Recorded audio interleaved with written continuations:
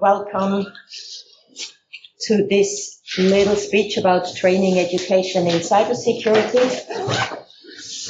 I'm pretty sure that you heard sentences before where it stated young people are lazy, training is boring, Generation Z is not willing to work hard.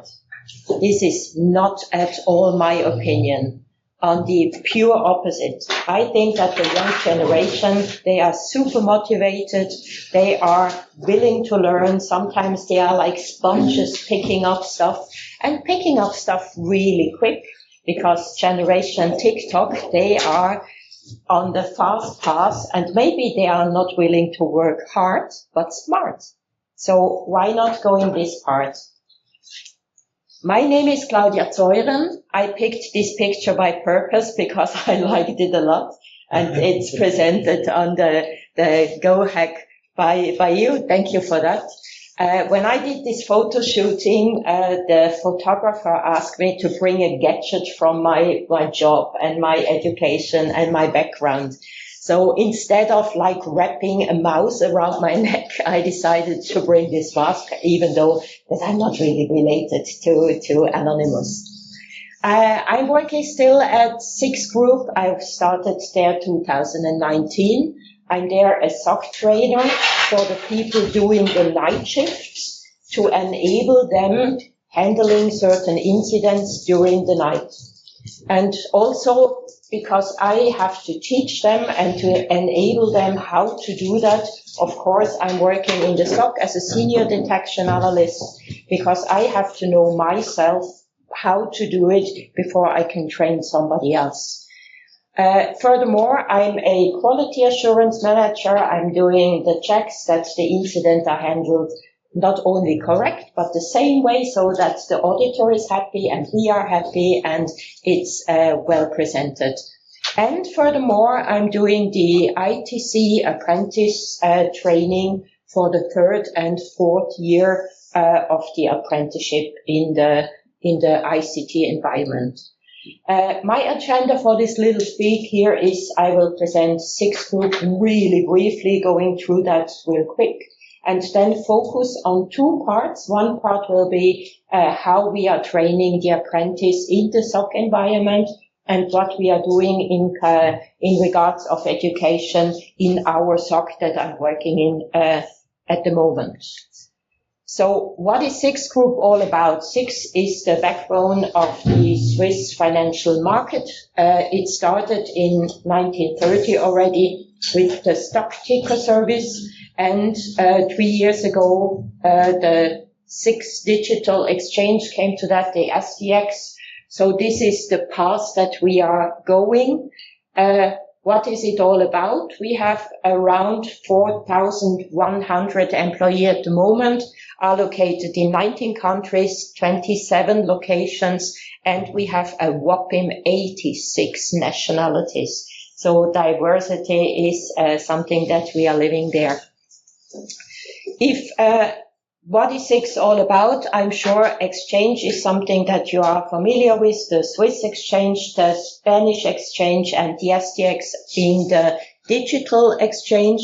We have security services being the exchange, the post-trading stuff. We have financial information. I'm pretty sure that you are familiar with this information if you are listening to the radio. Quite often there is presented SIX data as what is Nasdaq, what is SMI, what is all about. And banking service, of course, the e-banking and Twint are the ones that are handled also via SIX on our environment.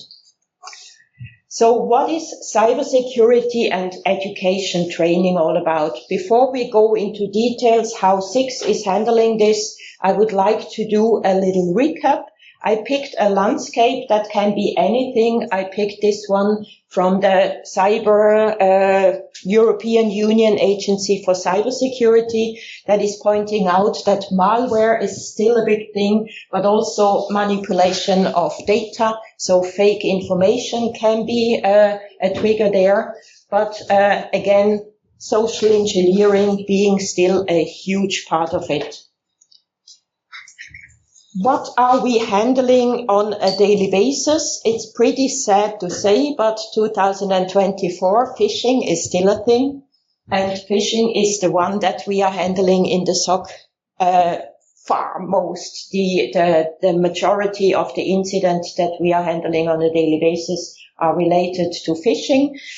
Of course, not always true positive, real phishing, but sometimes, quite often, false positive as well.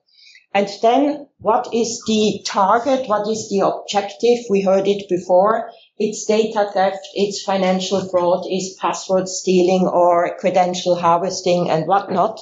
And we have to keep that in mind if we are doing cybersecurity or more so training. What are we willing to achieve here and what is our goal? And if we have a little outlook here, threats 2030 from the same source here, we see the skills shortage is not on the first part here. It's still the supply chain there and advanced disinformation being AI and whatever created, but skills shortage is still on the list that needs to be considered. So therefore, I will now ask you the question, what skill set is required if you want to work in cybersecurity? Yes, please. Analytic thinking. Good point. Yeah. Creativity. Excellent point. Furthermore, yes. Communication. Excellent. You are mentioning all the soft skills, and I love that. If we are going through the list, what is all required, then it's close to overwhelming. It's security architecture, incident handling, malware analysis, forensics, knowledge of operation system, pen testing, ethical hacking that is still going on next door, artificial intelligence, network security, knowledge of cryptography, cloud security, programming, so on and so on. It looks a bit overwhelming, and if I'm even doing the next click, it brings your example that you already mentioned. I think it's equally important that you bring a certain curiosity, reporting skill, analysis and analytics is there, but also skepticism. Is this really correct, what I'm seeing in the log here? Collaboration skill, communication, teamwork, creativity, and persistence. So this is a huge skill set that is required to work in cybersecurity. But from my point of view, if somebody is an excellent coder, it doesn't mean necessarily that he is the best architect. On the other hand, if somebody is super good and skilled in forensics and malware analysis, maybe he is not the best in policy writing or even programming and coding. So therefore, from my point of view, if you are in an excellent position where you have all these skills combined in a team, that's the best part. But if you want to achieve all of these skills to an equally good level, I think that's a bit ambitious. What we are doing with the apprentice at 6, we are doing internships, but also we have cyber soldiers from the Swiss Army coming to us for a short, let's say 3 months time to work in the SOC and get some practical input there. We have selection days for new apprentices. We have events like IT computer science days, Girls Can Code, National Future Day that was taking place last Thursday. We had more than 100 people coming to 6, and they organized half a day going in an interaction where they had like an ATM machine open so the people and the young people could see how the money is floating through such an ATM machine. They liked it a lot. I have some pictures here from the last computer science days, and especially this machine here was really, really interesting to see. They wrote a program, and according to the facial expressions, you got a cocktail mix. Of course, not with alcohol, but with different juices from this side and from the other side. And if you were looking sad, you got a different cocktail than when you had a smiley face on that. And the young kids had the opportunity to program this one, even doing little other programs. They had drones flying around, and they did quite a lot. So it's really nice to see such a bunch of young people being happily engaged here in this young talent at 6. Especially going into apprenticeship, we have IT apprenticeship in 2 different sections. We have platform development as well as application developers. We have mediamatics, the guys that are doing the cool videos and web presence and whatnot. We have commercial apprenticeship and digital developers in apprenticeship as well. For my part, I did, when I started my own career, I did a commercial apprenticeship first and had the great opportunity there in the company that I did my commercial apprenticeship, that I not only changed every 3 months the department, so I can sniff into details about HR, about other departments, but also the IT departments. Back then, IT was still called like electronic data processing or something like that. But it got me hooked, even though these 3 months were flying by so fast. I had the opportunity during my commercial apprenticeship, writing my first program there, and that got me hooked instantly. So therefore, I did a second apprenticeship after that for another 3 years to be a programmer and analytics. And after that, I went into the security sector. So therefore, my career path was maybe a little bit unconventional, because back in the days there was no such thing such as a IT advanced study. So it was a bit zigzag going into that. Our apprentices that we have in the SOC are always from the platform development. What are we doing there? The path is starting not only in the 3rd year, but already in the 2nd year. They have to apply really formal to us in the SOC and present themselves why they are intending to come to the SOC for the next 2 years. Last year, we had 3 people intending to come to the SOC and could even choose from them whom to pick.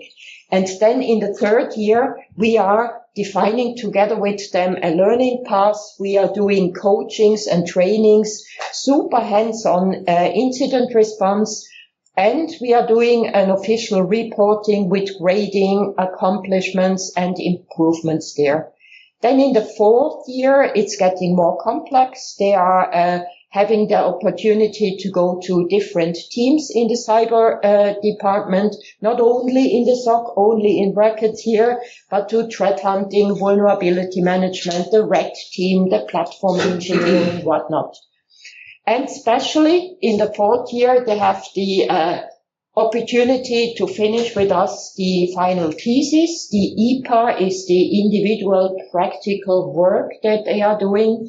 It's always challenging to find the topic there, because it should be something that is adding value for the company, but it's also something that needs to be defined super in detail, and definition of title and timeline and grading and whatnot. But here the pictures from this year's exam. Our apprentice is standing here on the stage, and he had such a good grade that he had to go to the stage twice because he had to accept the prize, because his EPA, his final thesis, had such a brilliant grade of 5.9 in the end. So therefore, yeah, I'm proud that he had to go to the stage twice. Last year, I was nominated for the ICT Training Award to be one of the best trainers for ICT Apprentice. In the end, Swisscom won, really well deserved, but I was honored to be even nominated. It felt a bit like nominated for an Oscar award or something. But going into details, what are we doing with the apprentice? We are having training, education, development plans. It's super hands-on. They are directly involved in the incident handling. We are doing coaching with them. We have subject matter experts that are taking over sometimes. They have weekly session with coaching and with me as an apprentice trainer. But they are going to use as well the Try Hack Me and Hack the Box environment. We have Udemy learning passes defined, and another platform that we are looking at is this anti-siphon platform. This is not as huge as the immersive lab that Markus presented yesterday. It's rather for rookies. And we will see if this is something that we go further on. It's not free. It's about $250 or something per year. But it's a good platform so that the apprentice can do on their spare time where they have no task, educate themselves, doing it as self-learning, so to say. Let's go a little bit further what we are doing in the SOC, because we are doing education ourselves as well. It's not just that we have the full skill set and then we are done, we know everything.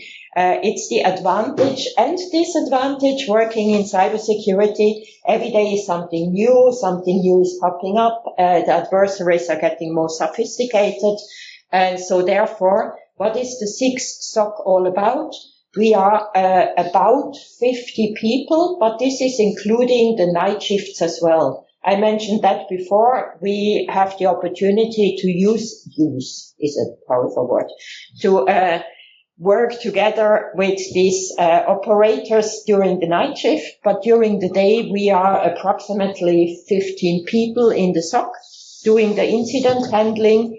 If we are talking about figures here, it's at the moment up to 150 incidents that we are analyzing, but lucky enough, not all of them are risky and true positive. So we are monitoring the events, and we have a modern SOC environment and office at Hartwurmstraße. It's in the 5th floor there. I always call it the penthouse up there. Unfortunately, we have no windows around, so because it's in the middle of the building, but we have a lot of screens around that help us with dashboards to have the actual current situation presented there. We have, lucky enough, in 3 different countries, in Warsaw as well, but the SOC is located mainly in Zurich. We have colleagues from the Spanish exchange that used to have their own SOC, is now, they are working with us as well in Barcelona and Madrid. And we are super happy to have even 2 colleagues in Singapore. So this work around the sun and with the sun and whatever is helping a lot, because they are starting at around 2 o'clock during the night. And when we start at 8 o'clock, quite a lot of stuff is already done in the night shift, and we can start at 8 o'clock. Our organization is not that 15 people are doing incident handling all the time. We have a plan that each and every one is doing, let's say, 1 to 2 weeks per month incident handling on the front line, and the rest of the team is constantly searching for automation, for improvement, reducing false positive, whatnot.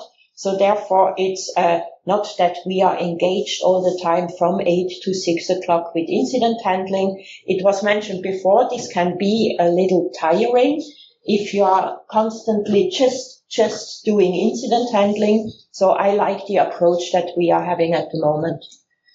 What is the education all about?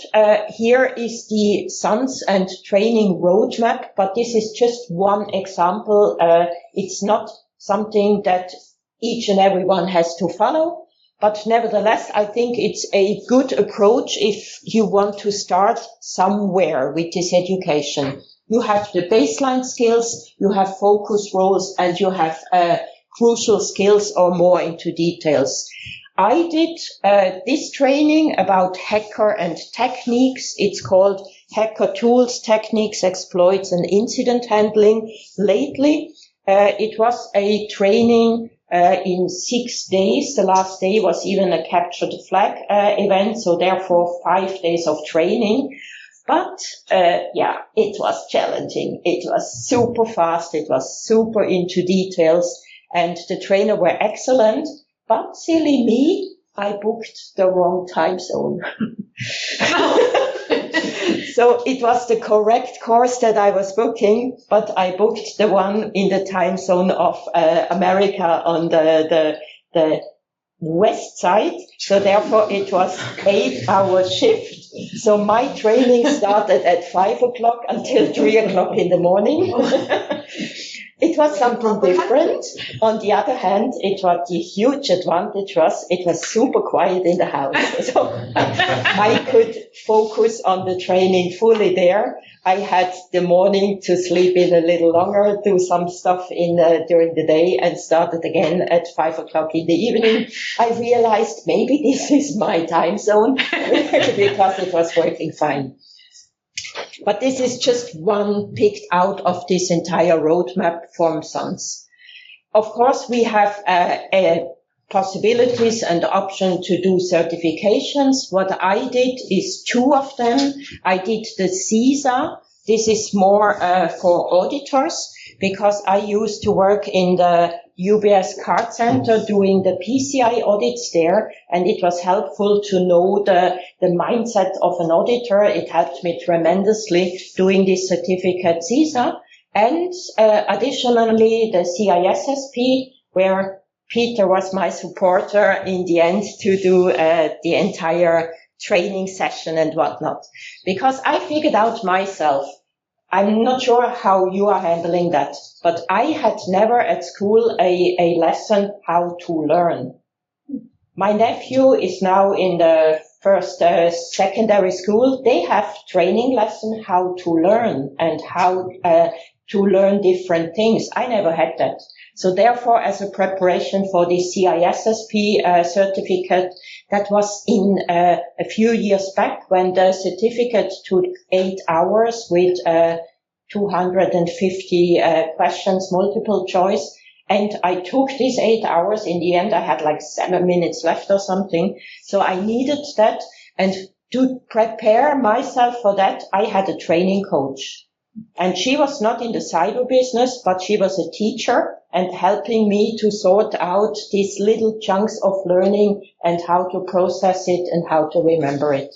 That was for me super helpful. But you see, not only for Misaka and ISC Square, there are some certificates focusing quite often on cloud parts. We have EC counseling. We have various different other education parts. What are we doing in our SOC? We are doing weekly training sessions. That is a kind of train the trainer, lesson learned, where we had difficult or challenging incidents. And we are booking on a weekly basis 1 hour to get together and learn from each other. Because we are 15 people are working slightly different, and we are learning from each other. So these are hands-on handling. We have incident response, train the trainer session. Quite often we have lunch and learn, and these are organized from our 6 security champions. We have, of course, all the information that is out there about technical articles, blogs, newsletter, OSINT, white paper, whatnot. I like a lot the capture the flag events that we are doing, or Boss of the SOC. The picture down there was a typical Boss of the SOC event that we did with the Splunk SIEM environment. And that was really fun. I got so excited. I realized when I left the room that I had really red cheeks because I got so excited. So this is the cyber part that we are doing. As a conclusion from this cyber education, find your own security passion. It doesn't need to be this entire skill set, but find your passion where you are good at. Follow your personal development plan, reflect regularly, Where do I stand? Where do I want to go? What is my strengths? Where do I want to develop? Define an individual career steps, and sometimes the perception of cybersecurity is often not reality. Apprentices are sometimes a bit disappointed that we are often working with Excel sheets or PowerPoint and not hacking the hackers, stuff like that. Focus on your strengths. This is maybe something that teachers don't want to hear, because they are always focusing on the weakness to get rid of that. Sorry, maybe a different. But if you are familiar with your own strengths and you foster that and you are bringing it into the team and helping the company, this can help a lot. Continuous learning is the thing here. And last point, get the mentor, cybersecurity expert buddy, maybe a learning coach such as I did, and celebrate the small steps. This is my conclusion here. Any questions, input, feedback?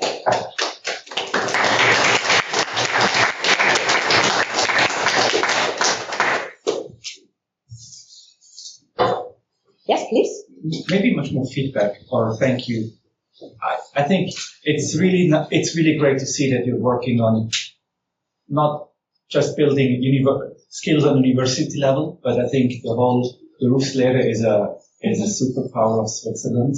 Yes. And using that in a field where everybody's complaining that there is not enough people, but we don't do it at the base is very refreshing and very encouraging very encouraging to see that you see this as a superpower, and it's not just people who can't go to the university make a Berufslehre. So thank you for that. Totally agree. Yes. Thank you for that. Anything else?